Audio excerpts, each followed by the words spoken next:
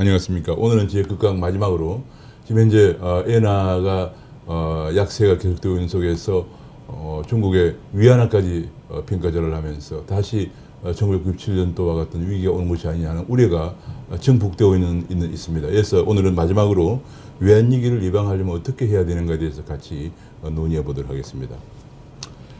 정말 위기는 다시 오면 안 됩니다. 위기가 한번 오면은 얼마나 타격이 큰가에 대해서 하버드 대학의 로고퍼 교수가 세계 금융위기 800년사를 연구한 게 있습니다. 그 800년사 연구한 책이 이제 This time is different. 이번에는 다르다는 책인데 한국에서도 뭐 번역서가 출간된 적이 있습니다. 세계 금융위기 800년사를 연구해 보니까 한번 위기가 오면은 성장률이 반토막이 난다 하는 것이 밝혀졌습니다. 뭐 이건 남 얘기 아니고 한국이 바로 단적인 예입니다. 97년 위기 때는 위기 전에 한 9%대에서 5%대로 성장률이 추락을 했습니다. 2008년 위기는 직접적으로 겪지 않았지만 사실상 경제 구조적으로는 위기 국면이었기 때문에 2008년 위기를 겪으면서 다시 5%대에서 2, 3%를 추락을 했습니다. 거의 그냥 반토막이 난 겁니다. 로우프 교수 예언대로, 분석 결과대로. 그러면 위기가 다시 한번 온다 그러면 한국은 1%대라는 얘기입니다.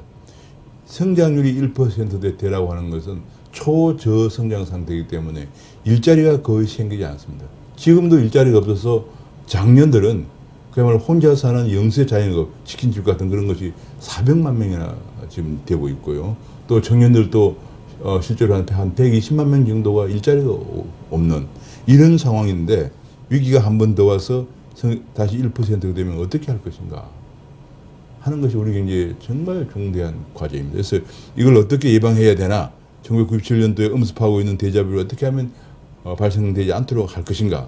정말 정권이나 좌우 이념, 내년 총선도 있고 후내년 대선도 있는데 정권이나 좌우 이념 차원을 넘어서 전 국민이 총력 대응해야 된다. 이거 누가 집권하고 안 하고 문제가 아니다. 이런 차원에서 정말 전 국민이 이번에는 좌우 이념을 떠나서 혹은 여야를 떠나서 총력 대응하지 않으면 안 된다는 걸 말씀드리고, 어떻게 대응해야 될까? 우선 가장 중요한 것 중 하나가 엔화 초엔저가 앞으로 2, 3년은 더 간다는 얘기입니다. 왜냐하면 미국에서 이제 아직 금리를 인상하지도 않았는데도 벌써 미국 금리 인상을 예상하고 이 빨간 것이 이제 그건데, 그리고 아베노믹스 때문에 엔은 약세, 달러 강세가 계속되고 있습니다. 그런데 만약에 앞으로 금리 인상을 하는데 미국 금리도 갑자기 올리면 미국 경제에 충격이 크기 때문에 조금씩 한 2, 3년에 걸쳐서 정상화 시킨다는 겁니다. 그 얘기는 2, 3년 동안 달러와는 슈퍼달러 강세가 계속되고 엔화는 초연지 상태가 계속된다는 얘기입니다. 2, 3년간, 요게 이제 무려 95년, 98년도가 파란 건데, 바로 그때도 이렇게 굉장히 오랫동안 4, 5년가량 됐는데, 약 한 달러당 80엔대 초반에서 140엔대, 145엔대까지 올라갔습니다. 그럼 지금도 거의 2012년에 9월 달에 달러당 한 70엔대 후반에서 지금 125엔대까지 올라와 있는데 앞으로 이것이 140, 150엔대까지 간다는 얘기예요. 지금도 한국 경제가 굉장히 어려운데 이것이 달러당 140, 150엔대에 가면 한국 경제 어떻게 대응해야 되나? 여기에 추가적으로 위안화까지 절하가 되고요. 그러면 지금 한국은 지금 이제 정말 어려운 것 중 하나가 달러도 고려해야 되고 대달러 환율도 고려해야 되고 대엔화 환율도 고려해야 되고 대위안화 환율도 고려해야 되는 정말 어려운 상황. 흔히 그걸 통화의 샌드위치라고 그러는데 이제 원화는 통화의 샌드위치에 갇히게 되었습니다. 대체로 위기가 오는 것은 우리가 자본시장이 개방하기 전에는 금융기관들이 너무 많이 차입을 하는 바람에 너무 많이 차입해가지고 과잉 위험 투자를 하고 한 데서 부실이 발생하면서 은행 위기가 오고 외환 위기가 왔습니다. 근데 이제 자본시장이 개방한 이후에는 우리가 1992년도에 완전히 자본시장을 개방했습니다. 한 이후에는 외국 자본이 과다 유입됩니다. 우리의 주식시장이나 채권시장에 과다 유입되면서 자산 가격에 과잉 붐이 형성돼, 소위 말하는 거품이 형성된 거죠. 그 거품이 거품이 붕괴하니까 원화 가치가 절하를 시킬 수밖에 없다는 상황이 예상되면서 환차손을 우려한 외국 자본들이 지금까지 유입되던 자본들이 급격하게 유출로 반전이 됩니다. 우리가 보통 서든 스탑이나 서든 리버셜이라고 그러는데 급격하게 유출이 중지되거나 반전이 되면서 외환 보유액이 부족해지면서 외환 위기가 발생을 합니다. 이것이 전형적인 자본시장 개방 이후에 외환 위기의 과정입니다. 지금 이 문제가 다시 한번 우리가 이런 문제가 발생했을 경우에 급격하게 자본이 지금까지 자본이 많이 들어왔습니다. 근데 지금 현재 6, 7, 8, 3개월에 한 4조 달러 정도, 한 4조 원 정도, 한 7, 8억 달러 정도 나갔습니다. 주식시장만. 또 채권시장도 한 4조 정도 나갔으니까 합해서 거진 한 70억 달러 정도 나갔는데, 그러니까 그 전에 한 몇 개월 동안 주식시장이면 하더라도 외국 자본이 한 5조 정도 들어왔었어요. 그러니까 들어왔다가 나가고 이런데, 본래 들어온 때 많이 들어온 것은 위기를 직면하면 다 한꺼번에 나가게 되면서 위기를 발생했습니다. 이미 돈이 들어올 때는 들어온 돈들 우리가 또 해외 투자도 하기도 하고 여러 가지 씁니다. 쓰는데 갑자기 자본이 나가게 되면 나가시는 돈을 달라고 하는데 줄 돈이 없는 거. 이것이 바로 외환 위기라고 볼 수 있습니다. 위기죠. 이런 것이 외환 위기의 발생 과정입니다. 근데 우리가 이제 자본 유동 관리가 여간 어려운 게 아닙니다. 유출 요인도 더 존재하고, 미국의 금리 인상이라든지 이것 때문에 달러 캐리 트레이드가 다시 반전되고, 그 다음에 이제 달러가 강세가 되고, 그러면서 환차손을 우려한 외국인들이 빠져나가기 시작합니다. 최근 들어서 한 열흘 사이에 엄청 빠져나갔습니다. 또 유입 요인도 존재합니다. 일본은 양적 완화를 계속하게 되면서 일본으로부터 엔 캐리 트레이드가 있고요. 또 유럽 중앙은행도 계속 양적 완화를 계속하고 있습니다. 그래서 이런 경우에 보통 이제 교환성 통화를 가진 그 일본 같은 기초통화국은 통화 정책 그 자체가 바로 환율 정책입니다. 이렇게 되면 또 거기다가 덧붙여가지고 미국 금리 인상 전후에 취약 신흥 시장 국들이 외환 위기 가능성이 높아지고, 따라서 그걸 예상한 외국인 투자자들의 돈을 급격히 빼나가면서 급격한 자본 유출이 발생하면 그것이 바로 외환 위기죠. 1차적으로 한국은 바로 오지는 않겠지만은 이런 취약 신흥 시장국들의 위기가 발생하면 세컨드 라운드 이펙트로 한국에 전이가 될 가능성이 상당히 있습니다. 한국이 굉장히 튼튼한 것 같지만 한국은 단지 경상수지만 흑자면, 여기 이제 요 축이 경상수지를 나타내고요. 이 축은 뭐냐면 외환 보유액 마이너스 대외 점유니까, 이게 마이너스 쪽이 크면 클수록 외환 보유액보다 빚이 많다는 얘기겠죠. 한국은 지금 현재 이 정도에 있습니다. 외환 보유액보다도 빚은 좀 많은 상태입니다. 외환 보유액이 약 3,700억 달러인데 대외 채무가 약 4,400억 달러니까. 그럼에도 불구하고 경상수지가 불황이긴 하지만 흑자를 기록하고 있기 때문에, 한국은 지금 여기 있지만은 경상수지가 불황이니까 이제 경기가 좀 회복이 되기 시작해서 중간재나 원자재를 사오기 시작하면 이건 금방 줄어드는 상황입니다. 그래서 현재 요 빨간 것이 뭐냐면 경상수지도 적자이면서 대외 채무가 외환 보유액보다 많은 나라들입니다. 이런 나라들이 1차 희생양이 될 겁니다. 그리고 한국은 여기서 조금만 경상수지가 악화되면은 한국도 바로 여기에 포함되기 때문에 굉장히 어려운 상황이 될 가능성이 있습니다. 또 환율 정책도 그럼 환율 정책을 적정 환율 수준을 유지하는 정책을 쓰면 좋은데 이것도 쉽지 않습니다.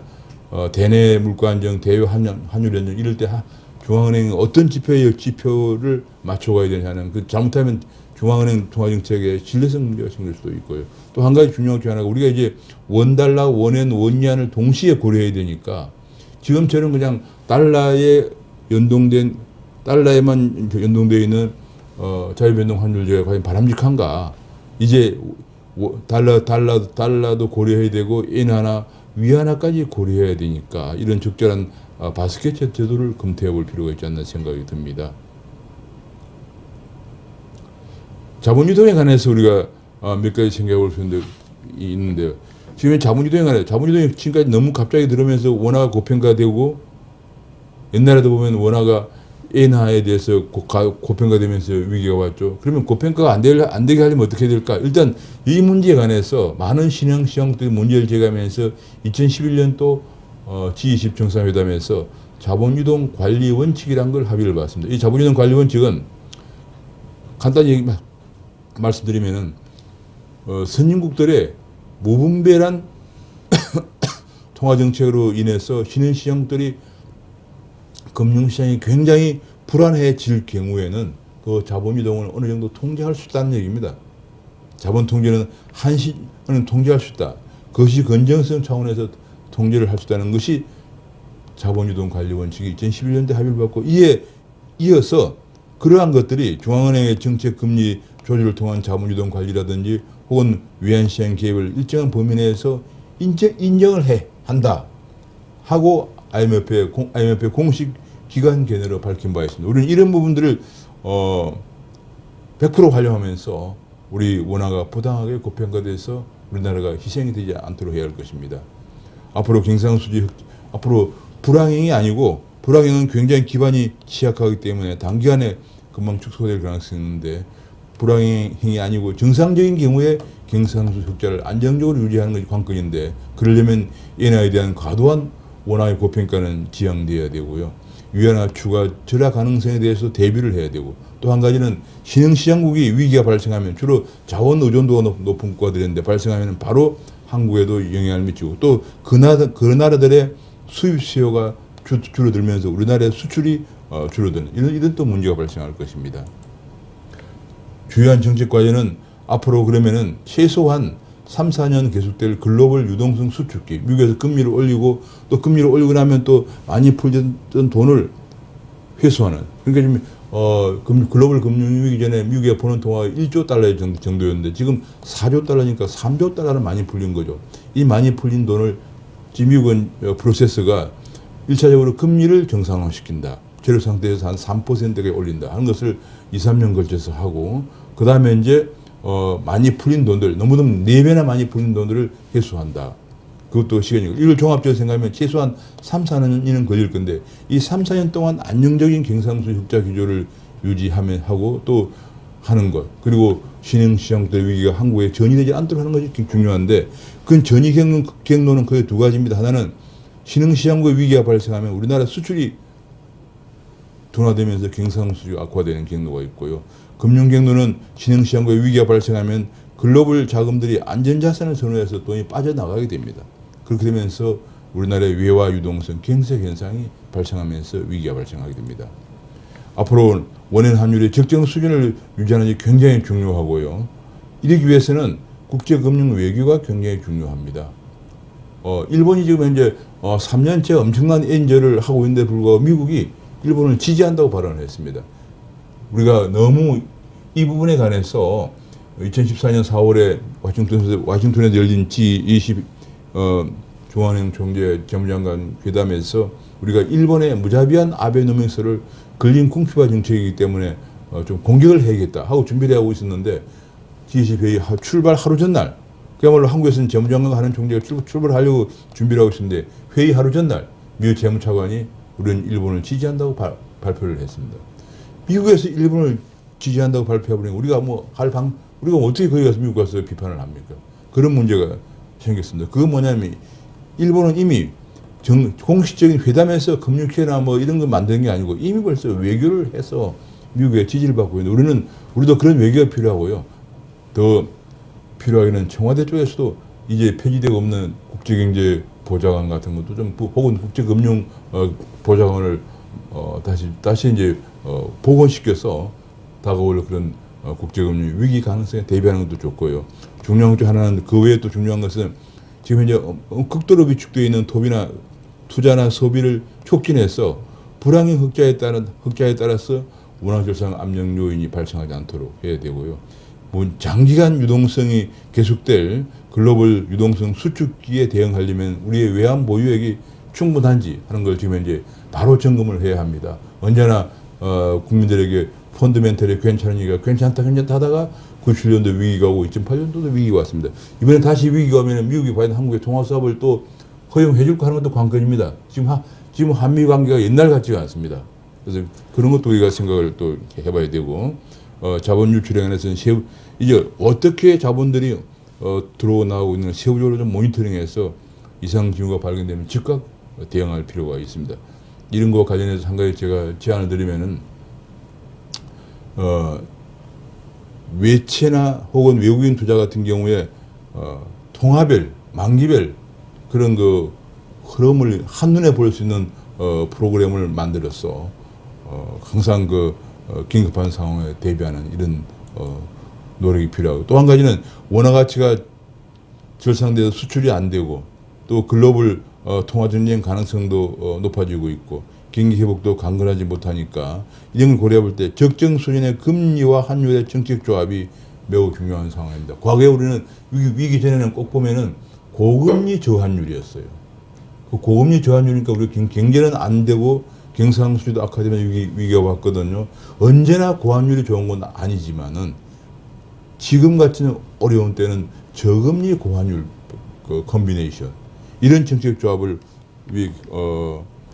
바람직하다고 생각이 드는, 이런 것이 굉장히 지금 중요한 상황이에요. 과거에 보면은 과거에 언제나 있는 그 조합이 위기가 발생했을 때 바로 그 전에 그 정책 조합들이 문제가 상당히 있었지 않는가 하고 저는 개인적으로 분석을 하고 있습니다. 오늘 정말 우리가 앞으로 2017년, 16년, 17년에 엔화의 약세에 덧붙여서 위안화까지 약세가 되면서 1997년 같은 사태가 올지도 모를 일에 대해서 정말 만반의 대비가 필요하다 하는 걸 말씀드리고 제 국강을 모두 마치겠습니다. 감사합니다.